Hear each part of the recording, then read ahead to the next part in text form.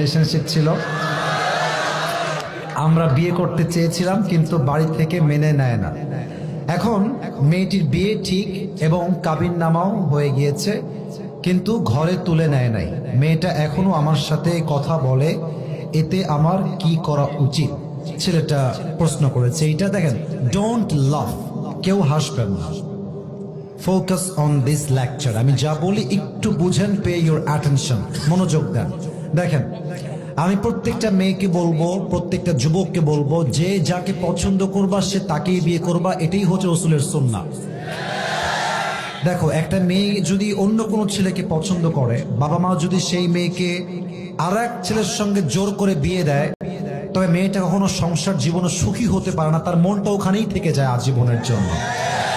তবে একটা কথা, আমি এখানে স্যার আছেন, they're very respected person, অনেক সম্মানিত ব্যক্তিবর্গ এখানে বসে আছেন, বলতে যদিও লজ্জাবোধ করছি, but I have to talk about the reality, what's going on in the society. যা হচ্ছে আমার দায়িত্ব সেটা বলা।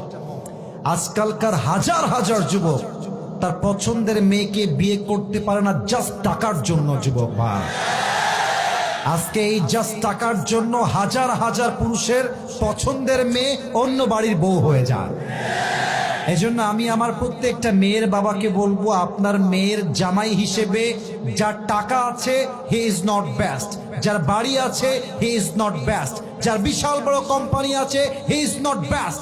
আপনার মেয়ের জন্য সবচেয়ে বেস্ট হচ্ছে সেই যুবক যে রাসূলের সুন্নাহ অনুযায়ী জীবনকে গড়েছে।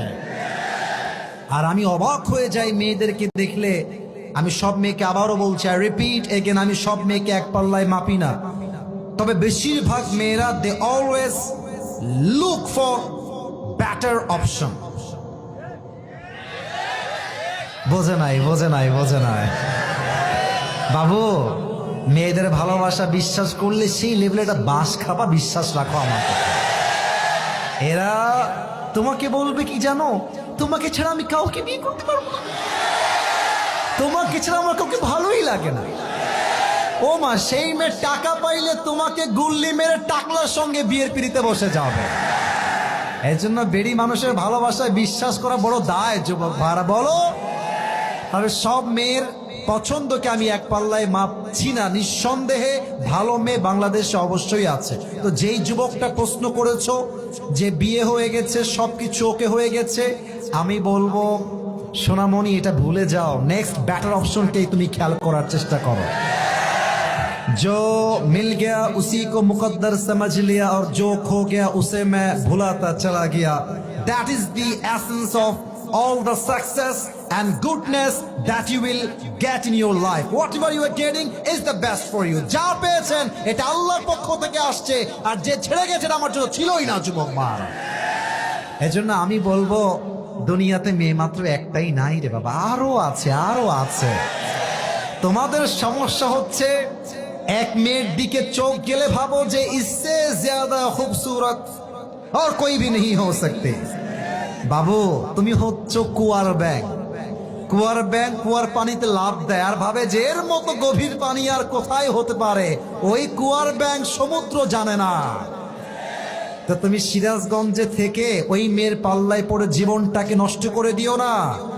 কোন মেয়ের জন্য আমার ক্যারিয়ার নষ্ট হবে না। মাথায় রাখতে হবে, আমি পুরুষ মানুষ, আমার মনটা পাথরের মতো শক্ত। এই পাথরে আঘাত করা যায়, বাট এটাকে ভেঙে দেওয়া যায় না। যুবক ভাই, অতএব যেই মেয়ে তোমাকে ছেড়ে আর এক ছেলেকে বিয়ে করে ফেলেছে, ওইটা ভুলে যাও, ওইটা বাদ দিয়ে দাও। তুমি তোমার জীবনে ক্যারিয়ারে সফল হও, এরকম কয়েক লাখ মেয়ে তোমাকে বিয়ের জন্য লাইন ধরে দাঁড়িয়ে যাবে। অতএব যেই মেয়ের বিয়ে হয়ে গেছে এর সঙ্গে কথা বলা যাবে না। এটা কথা বললে এটা ওর স্বামীর হক নষ্ট হবে।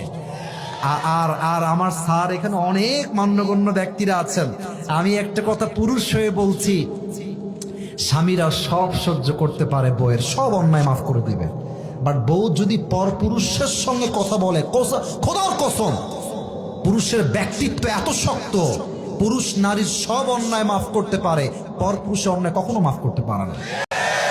এজন্য যে প্রশ্ন দিয়েছো সেই মেয়েকে তুমি আজকে সোজা ব্লক হয়ে যাবে। বলবা তুমি যেই দিন কবুল বলেছো সেই দিন তুমি আমার কপাল থেকে দূর হয়ে গেছো। এখন থেকে তোমার রাস্তা ভিন্ন, আমার রাস্তা ভিন্ন। তোমার রাস্তায় তুমি যাবা, আমার রাস্তায় আমি যাব। আল্লাহ আমার কলিজার টুকরা যুবক একটু ধৈর্যের তৌফিক দান করে পড়া আমেন। আবেগ একটু বেশি তো ওরা বলে যে তুম চলে গয়ে মে কভি ভি শাদি नहीं करूंगा।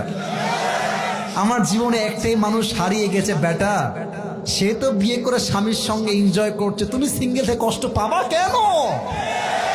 সে এনজয় করবে, তাকে দেখে জেলাস হওয়ার দরকার নাই। সে একটা বিয়ে করেছে, তার জন্য একটা হালাল। তুমি মেয়েরা বেটা মানুষ, তোমাদের চারটা হালাল।